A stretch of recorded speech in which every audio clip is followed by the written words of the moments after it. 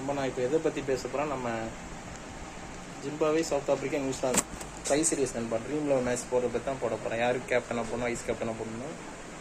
இது try series தான். இது 3வது மேட்ச் ஒன் டே நடக்க போகுது. மேட்ச் 4:30 ஸ்டார்ட் ஆகும்.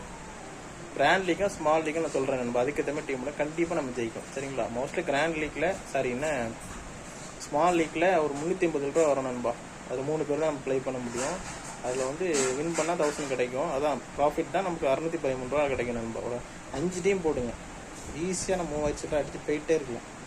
சரியா நண்பா? கிராண்ட் லீக்னு அதுக்கு எதுவுமே சொல்கிறேன், நீங்கள் போட்டோம். ஆனால் டாஸ் வின்னர் பொறுத்தான். இது வந்து பிச்சு வந்து பவுலிங் பிச்சு ஜிம்பால் நடக்குது. இன்றைக்கி மேட்ச் வந்து 3ஆம் மேட்ச்சில் நியூசிலாந்தும் சவுத் ஆப்பிரிக்கும் விளாட்றாங்க நண்பா. நான் இப்போ ப்ரொடக்ஷன் சொல்லிடுறேன், நீங்கள் அதுக்கேற்ற மாதிரி டீம் போடுங்க. கண்டிப்பாக நம்ம ஜெயிக்கிறோம் நண்பா. இன்றைக்கி வந்து டாஸ் வின் பொறுத்துனா இல்லைங்களேன், அதுக்கேற்ற மாதிரி பார்த்துக்கிடுங்க. நீங்கள் எப்படின்னு சேஞ்ச் பண்ணிவிடுங்க.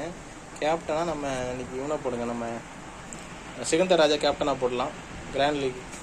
அதேமாரி வைஸ் கேப்டனாக நம்ம இவனை போடுங்க, நம்ம யார் மிச்சல் சாண்டனர் போடுங்க. இது வந்து கிராண்ட் லீக் போடுங்க நண்பா.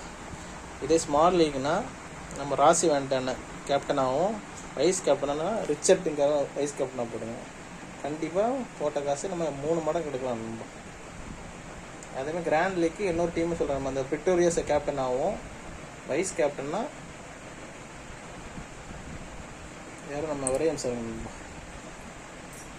வைஸ் கேப்டன் நம்ம மேட் கண்ட்ரியை போடுங்க நண்பா. கண்டிப்பாக நம்ம ஜெயிக்கலாம். அப்புறம் மறுபடியும் ஸ்மால் லீக் சொல்கிறேன், அதுக்கு வைஸ் கேப்டனா ஜேக்கப் டிஃபன்